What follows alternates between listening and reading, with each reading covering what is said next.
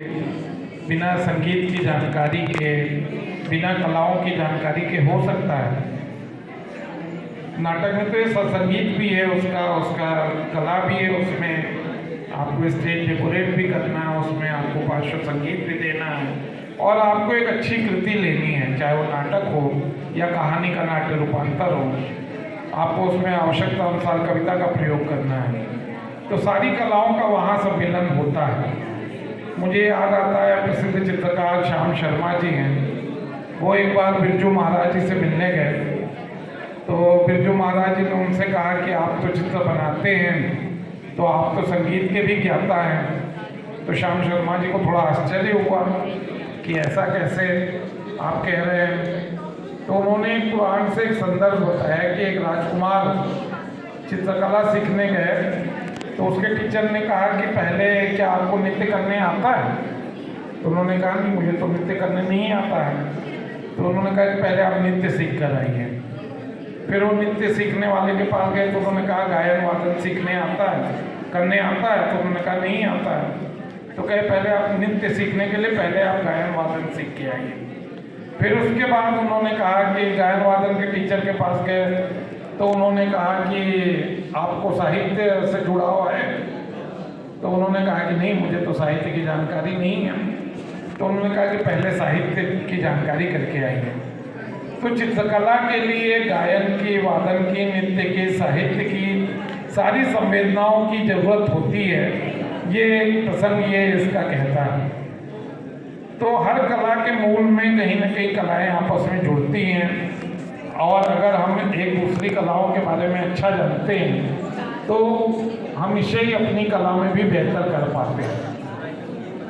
रही बात कला समीक्षा की, तो आजकल एक चलन है, मतलब इधर मैं बहुत कुछ समय से देख रहा हूँ कि कला समीक्षा को, कला आलोचना को कटघरे में लेने का, उन्हें आरोपित करने का। सबसे पहला सवाल मेरा यही है कि क्या कोई कृति जो है वो इतनी कमज़ोर है, वो क्या अपनी बात नहीं कर पा रही है कि उसे कला समीक्षा के टूल्स की ज़रूरत पड़ रही है? क्या वो खुद दर्शकों से बात करने में सक्षम नहीं है? क्या कोई पेंटिंग है वो खुद बात नहीं कर पा रही, उसको एक कला समीक्षा की ज़रूरत है कि वो अपनी बात कहे? वास्तव में होता ये है कि एक चित्रकार को लगता है कि वो जो उसने बात कही है वो अपने आप में मतलब संपूर्ण हो गई। लेकिन जब कला समीक्षक जाता है, उसको देखता है, तो उसके अपने कुछ मापदंड होते हैं, उनके अपने मानक होते हैं। जरूरी नहीं कि वो चित्रकार ने जो सोच के कलाकृति बनाई है वो उसकी व्याख्या उसी अनुरूप करे। ये आपकी कृति क्या कहती है, वो किस तरह का विचार व्यक्त कर पा रही है, ये समीक्षक उसको व्याख्यायित करता हो सकता है, उसका एक नया अर्थ खोले जो चित्रकार भी ना जानता हो। अभी देविदा की बात हो रही थी, एक प्रसंग मुझे याद आया कि किसी ने कहा कि सूरदास का पद है, माँ मेरी कबहू बनेगी चोटी। तो देविदा कहते थे कि भाई किसी चीज़ की व्याख्या करनी है तो जो राइटर का दौर रहा है, समय रहा है, उस समय में जाके उसकी व्याख्या होनी चाहिए। तो ये बात हुई कि भाई मुगलों का दौर था, उसमें चोटियाँ काटी जा रही थी लोगों की। तो सूरदास ने उसका प्रतिवाद किया कि माँ मेरी कबहू बढ़ेगी चोटी कृष्ण के माध्यम से। ये उसने जिसने व्याख्या की उसकी ये व्याख्या है।